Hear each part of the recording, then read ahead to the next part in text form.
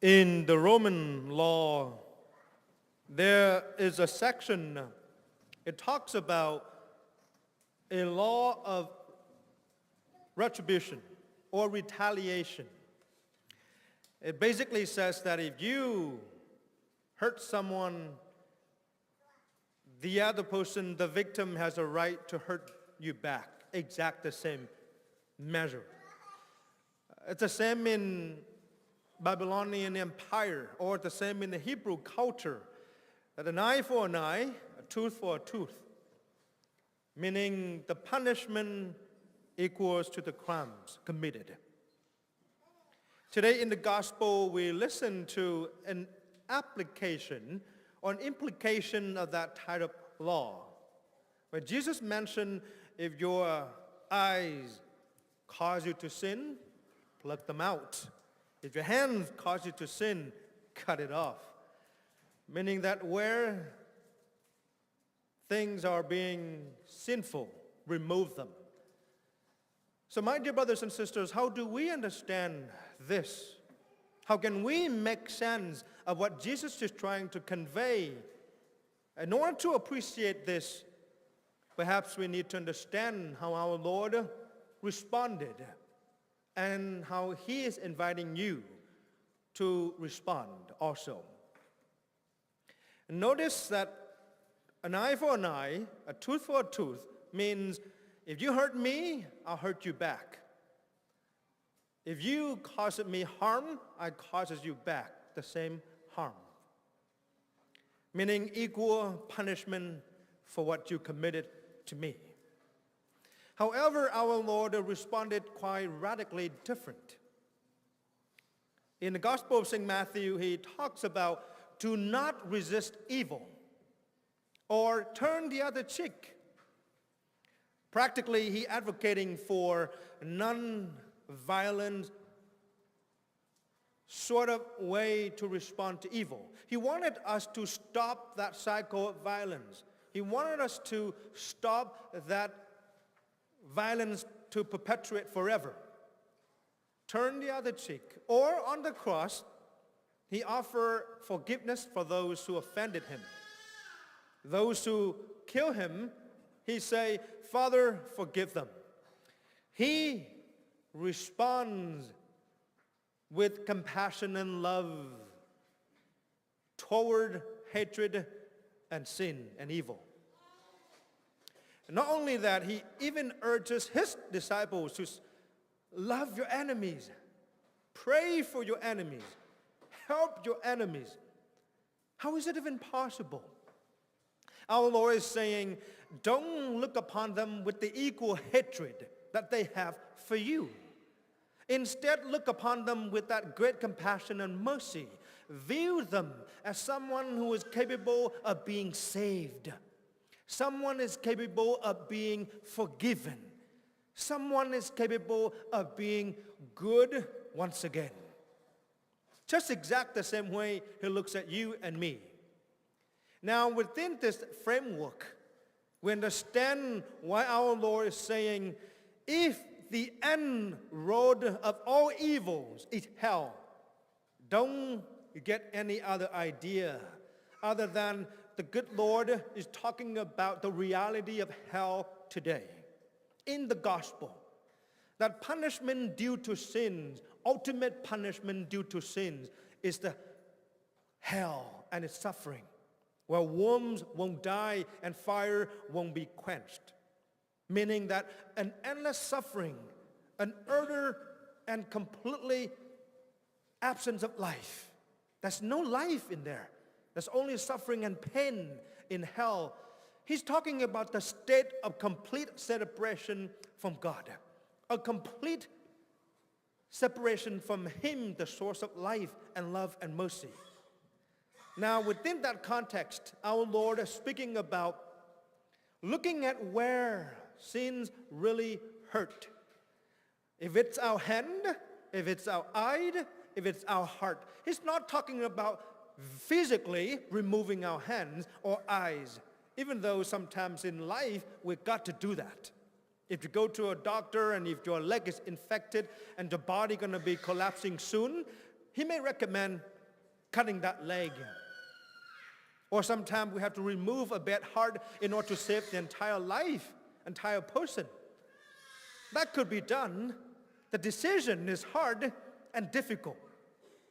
The decision to remove that kind of cancerous area of our body, that infected part of our body, is not that easy. It means suffering and pain. But our Lord is not talking about that physical reality. He's talking about the spiritual reality, that where we conceive evil thoughts, where we conceive evil deeds, where we conceive that evil and malicious intention, that is a root cause of all evil needed to be removed. If that is hatred, then we have to consider, how is it possible for me to remove this hatred from my heart? There's only one way to remove it, by replacing it with compassion. And here's how it's actually difficult. If you ask any Vietnamese who escaped Vietnam after 1975, the fall of Saigon, when 500,000 Vietnamese people in the South slaughtered and killed by the communists, ask them to forgive those soldiers rape and kill their own family members right in front of them. Ask them to forgive. My goodness, it's harder. It's harder. However, it's possible. Let me share with you a story of a family who escaped Vietnam for 45 years. He and his family never gone back. He carried this deep hatred in his heart. I finally convinced him to travel with me to the central of Vietnam, to the south of Vietnam, to the north of Vietnam. Just do charity. We're not going to go to anywhere that reminds you of your pain and suffering. Just go to where suffering and pain, where the people actually endure all of this aftermath of 1975. So we went to the south of Vietnam, to this area where children don't even have house to live in. They don't even have sandals to walk on. They don't have clothes to put on. They're extremely poor. And then we went to different churches being suppressed, where the martyrs have to pour out the blood for faith, where the people have to endure this communism. It was hard for him to revisit these places. But yet he realized one thing, that devil is not winning, losing. In fact, hatred is not winning, losing. In fact, love and life continue to thrive. Love and life continue to thrive. So my brothers and sisters, he returned with great gratitude in his heart.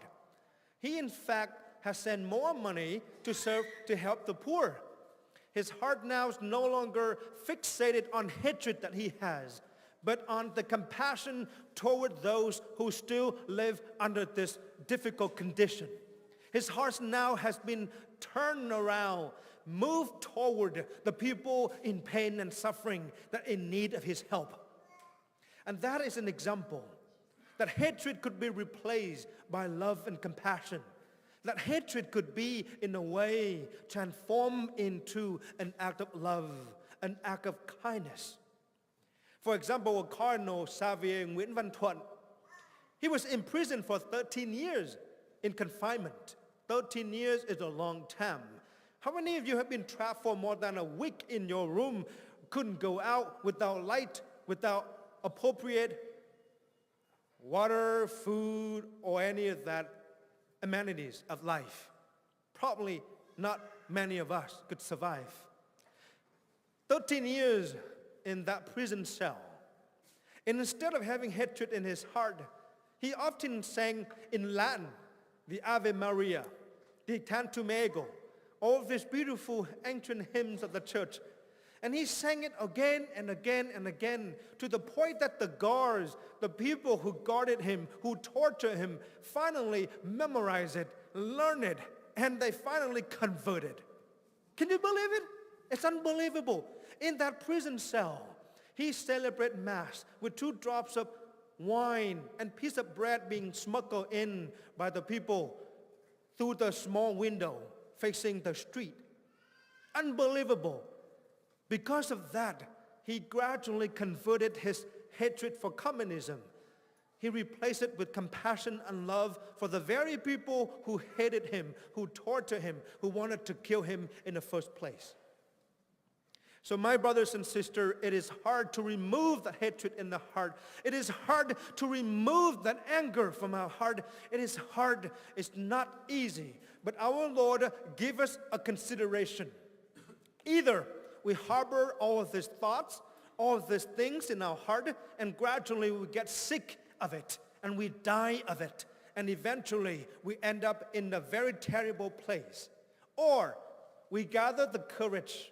We ask our Lord for mercy, or we gather our strength to overcome it. Let me step over this pain. Let me step over this hatred. Let me think of the way I could help my family and others. Let me think of the way I could be better. Let me think of the way to respond good to evil instead of evil to evil, hatred to hatred, anger to anger, so that I could have a beautiful place, a place of light and forgiveness, a place where love is, where compassion is, where life is possible. So our Lord has given us a concrete choice to make today.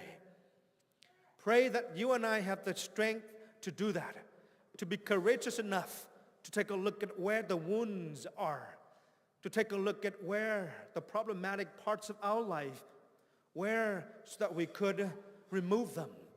If we could not do it, ask our Lord who could help you. Confessional is always open. Just give me a call. Let me know. I'm happy to hear the confession.